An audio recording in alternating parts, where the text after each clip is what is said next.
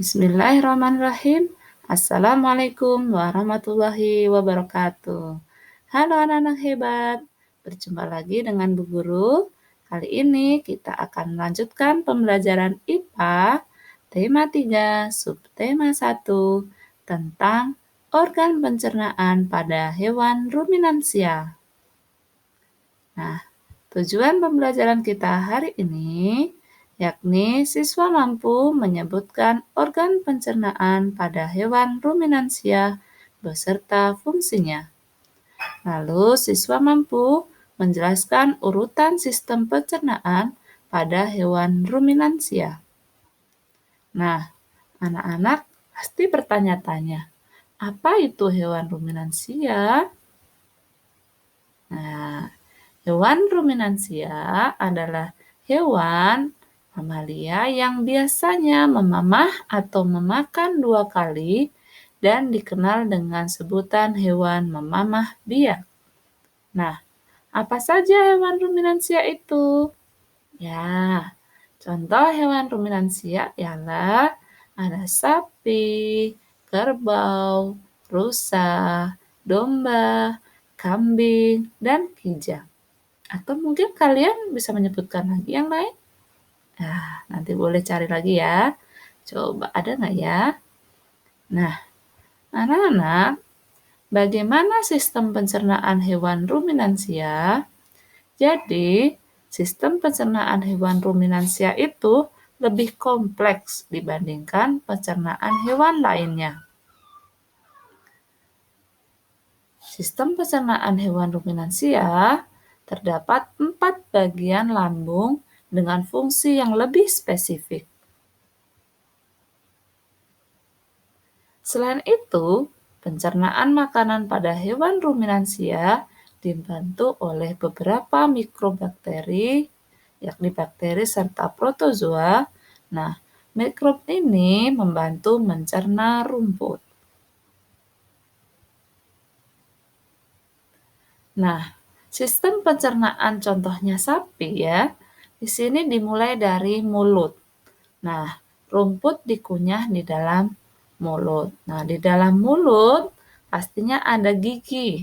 Nah, gigi sapi itu tersusun dari gigi seri yang berfungsi untuk memotong makanan dan juga gigi geraham untuk mengunyah makanan. Jadi ciri dari hewan herbivora ini ya, sapi kan termasuk herbivora, dia hanya memiliki gigi seri dan gigi geraham. Dia tidak punya gigi taring karena dia tidak memakan daging. Ya, selanjutnya dalam mulut juga dibantu oleh lidah.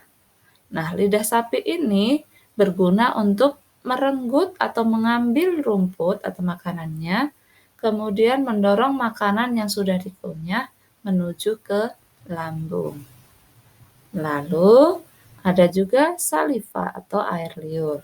Nah, di saliva ini terdapat cairan enzim khusus yang dihasilkan oleh kelenjar khusus pada sapi yang kemudian disalurkan ke dalam rongga mulut.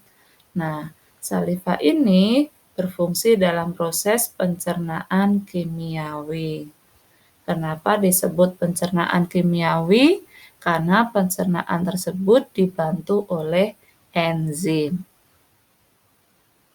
Kemudian kalau pencernaan yang dibantu oleh gigi dan lidah itu disebut dengan pencernaan mekanik. Ya. Oke, selanjutnya dari mulut akan masuk ke esofagus atau kalau kita kerongkongan. Ya. Setelah masuk ke esofagus, masuklah ke dalam lambung. Nah, seperti yang tadi kita bilang, kita bicarakan bahwa lambung sapi ini berbeda dengan manusia. Ya, lambung sapi ini ukurannya lebih besar. Terdapat 4 ruangan yang memiliki fungsi masing-masing. Nah, apa saja lambung dari sapi? Ya, jadi lambung dari sapi itu ada bagian rumen, kemudian ada retikulum, ada omasum dan abomasum. Ya. Oke, ini letak-letaknya ya. Coba diperhatikan letak-letak dari lambung sapi ini. Ada 4 bagian.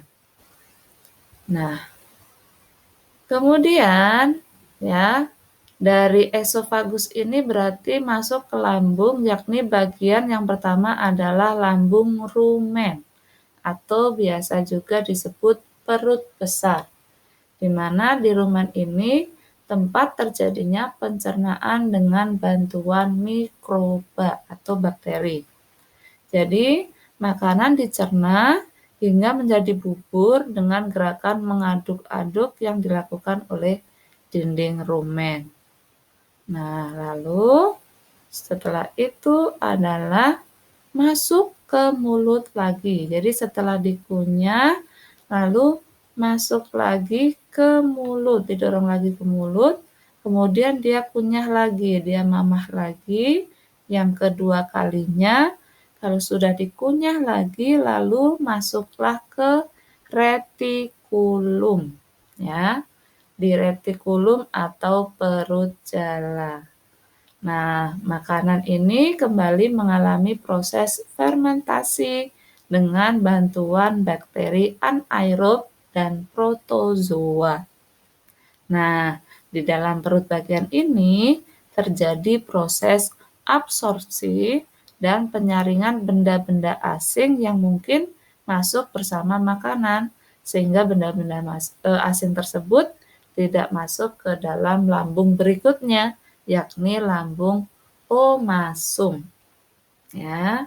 Nah, di lambung omasum itu atau perut kita, makanan dicerna dengan bantuan enzim pencernaan. Ya, jadi dicerna lagi, lalu di perut abomasum atau perut, bukan perut kitab ini ya harusnya ya.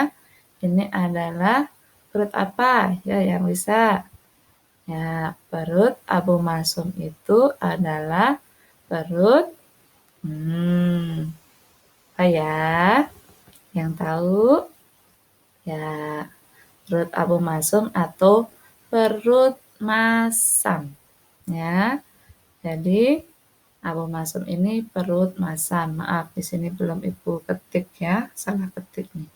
Nah, di abomasum ini, disinilah makanan dicerna dengan bantuan enzim pencernaan pepsin. Jadi melalui beberapa tahap ya, sampailah ke abomasum dan nanti lanjut ke usus halus. Nah, di usus halus ini ya sari-sari makanan yang tadi sudah dicerna mulai dari rumen, kemudian balik lagi ke mulut, lalu balik ke retikulum, ke omasum, lalu terakhir ke abomasum. Nah, diseraplah di usus halus. Nah, dan terakhir sisa-sisa pencernaannya akan dikeluarkan melalui anus. Nah, anak-anak, ada yang tahu tidak berapa panjang usus halus sapi? Menurut penelitian, seekor sapi dewasa biasanya ususnya mencapai 40 meter. Wow, panjang sekali. Tapi karena di dalam perut sapi itu melingkar-lingkar, ya, sehingga kelihatan kecil padahal terlalu panjang. Nah, di dalam usus halus ini tadi ya diseraplah hasil-hasil pencernaan. Sari-sari makanannya diserap di usus halus. Lalu dikeluarkan sisa pencernaannya melalui anus. Nah, bagaimana? Sudah bisa dipahami ya organ-organ dari pencernaan sapi? Ya, semoga bisa dipahami ya. Jadi organ-organ pencernaan sapi tadi mulai dari mulut, esofagus, 4 ruang lambung, yakni rumen, retikulum, omasum, dan abomasum, lalu masuklah ke usus halus dan terakhir anus. Semoga dapat dipahami. Nanti lanjut ke video kedua, kita bandingkan dengan sistem pencernaan pada manusia. Nah, pasti semuanya penasaran ya, bagaimana sistem pencernaan yang kita alami ya, dari mulai kita makan sampai kita dapat memperoleh energi dari makanan yang kita makan tersebut. Oke, lanjut nanti kita ketemu di video kedua. Terima kasih. Wassalamualaikum warahmatullahi wabarakatuh.